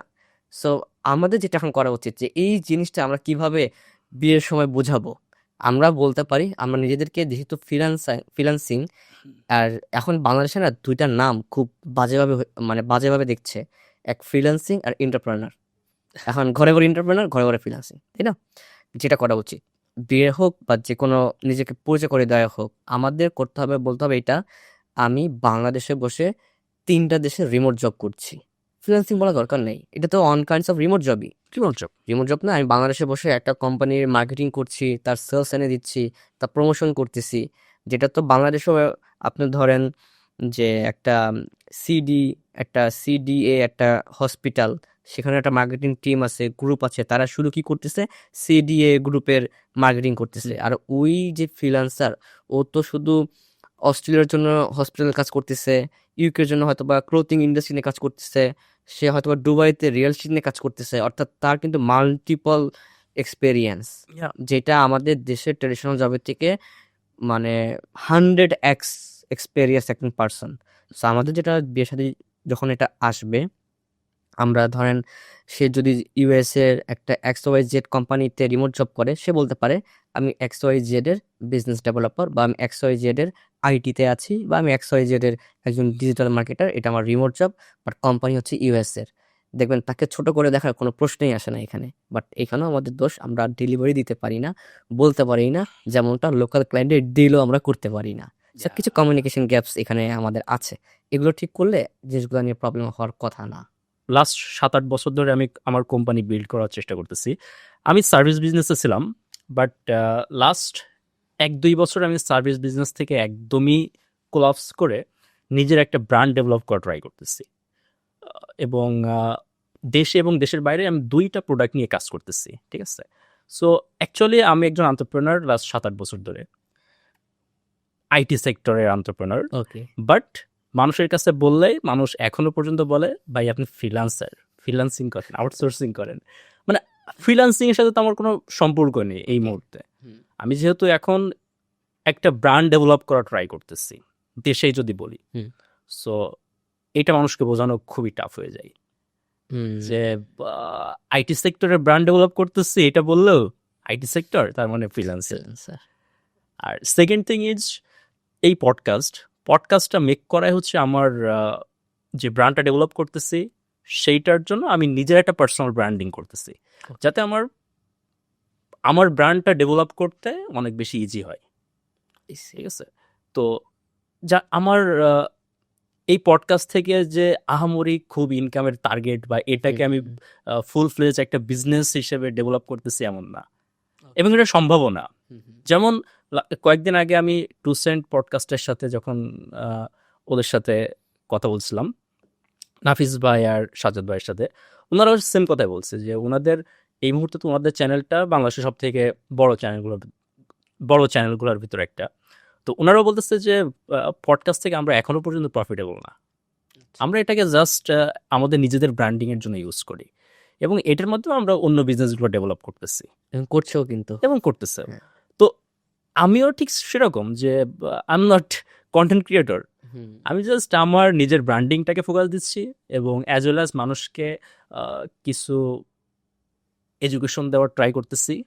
অ্যাকচুয়ালি এডুকেশনটা অনেক আগে থেকে আমি দেই, আমি 2016 সাল থেকে টিউটোরিয়াল মেক করি। সো আমার বেশ বড় কিছু চ্যানেল ছিল, সো ওইটার থ্রুতে আসলে আমি দেখলাম যে আমি নিজের পার্সোনাল ব্র্যান্ডিংটাকে কিভাবে করতে পারি। সো মানুষকে এডুকেশন দেওয়াটাই আমার কাছে একটা বড় নিশ মনে হয়েছে, দ্যাটস ওয়াই আমি পডকাস্টটাকে ফোকাস দিচ্ছি বেশি। সো বাট এটা এখন যেহেতু মানুষ আমাকে অনেকটাই চেনে পডকাস্টের থ্রুতে, সো সবাই বলতেছে যে আমি শেষ পর্যন্ত কন্টেন্ট ক্রিয়েশন শুরু করলাম। সো এটা একটা আইডেন্টিটি ক্রাইসিস আমার ক্ষেত্রে হচ্ছে। ওকে, কারণ দেখা যায় যে আমি এই পডকাস্টে অনেক খরচ করছি, যেটা একজন সাধারণ যে কোনো ছেলের পক্ষে লাইফ টাইম ইনকামের সমান। ইভেন তো আমার কোম্পানির পেছনে, আমার ব্র্যান্ড ডেভেলপ এবং এই পডকাস্টের পেছনে যা খরচ করছে আমি লাস্ট 2-3 বছরে, তা একটা যে কোনো ছেলের লাইফ টাইম ইনকামের সমান। বাট মানুষকে বোঝানো টাফ। রাইট। সো ফ্রিল্যান্সিং এবং ডিজিটাল মার্কেটিংয়ের এই ইন্ডাস্ট্রি নিয়ে আপনার সাথে নিলয় ভাই অনেক কথা বললাম। আমি জানি না যে দর্শকদের কেমন লাগবে, সো হোপফুলি ভালো লাগবে। সো শেষ কিছু বলতে চান? সেটা হচ্ছে কি, আপনারা যারা ভয় পাচ্ছেন বা ওয়ারি একটা বিষয় নিয়ে যে এআই হয়তো বা আমাদের জব কেড়ে নিবে বা খেয়ে দিবে, সেক্ষেত্রে আসলে এআই কখনোই কারোর জব খেয়ে দিতে হয়ে পারে না। এআই তো খায় না, খায় হচ্ছে তারা যারা এআইটাকে জানে। সো আপনারা যেখান থেকে যেই স্কিলেই আছেন, আপনাদের স্কিলের সাথে এআইটাকে ইমপ্লিমেন্ট করেন। ফর এক্সাম্পল, যদি একদম আপনার সামনে একটা উদাহরণ আমি দেই, আগে ছিল আমাদের পায়ে চলানো রিক্সা, এখন কিন্তু রিক্সার মধ্যে মেশিন চলে আসছে, মোটর চলে আসছে। রিক্সার কি এখন মানুষ উঠে না? আগেও যেরকম মানুষ রিক্সায় উঠতো, এখনও কিন্তু মানুষের রিক্সায় উঠতেছে। এবং এখন মানুষ দেখে যেই রিক্সায় মেশিন আছে, মানে মোটর আছে, মানুষ কিন্তু সেই রিক্সায় ওঠে, বিশেষ করে আমি, কারণ দ্রুত যাওয়ার জন্য। সো যেটা হচ্ছে, এই রিক্সাটা হচ্ছে কি আপনার স্কিল, আর যেই রিক্সার মধ্যে যে মোটরটা, এটা হচ্ছে আপনার এআই। সো আমি যেটা করি, দ্রুত যাওয়ার জন্য যেই রিক্সাতে মোটর লাগানো আছে আমি সেই রিক্সাতেই উঠি। তাহলে কি হলো, এআই আমাকে যেন আর ফাস্ট ডেলিভারি দিতে পারে, আমার কাজের গতি যেন বাড়াতে পারে, আমি সেই দিকে ফোকাস দিব। সো দেখেন, এআইতে আসাতে আপনাদের কোনো জবই যাবে না। আপনার যেমনটা যে যখন মোটর চলে আসলো, রিক্সার চাহিদা কিন্তু এখনো কমে নাই। আমি আরও দেখতেছি রিক্সা আরও রাস্তাঘাটে বেড়ে গেছে, এবং এখন প্রত্যেকেই রিক্সা চালাচ্ছে। যেই বুড়ো চাচার রিক্সা চালাতে অনেক কষ্ট হতো, এখন সেই এক ক্লিকে রিক্সা নিয়ে ব্যাগে ডানে সব দিকে চলে যাচ্ছে। So, ব্যাপারটা হচ্ছে এরকমই, ভয়ের কিছু নাই। এআই আসুক, আরো ভালো করে আসুক, আপনারাও এআই এর সাথে অ্যাডপ্ট করেন আপনাদের স্কিল রিলেটেড। আশা করি আপনাদের এই এআই নিয়ে ভয় পাওয়ার কোনো কিছু নাই। আর সবার জন্য best wishes and thank you, আর আমার জন্য দোয়া করবেন।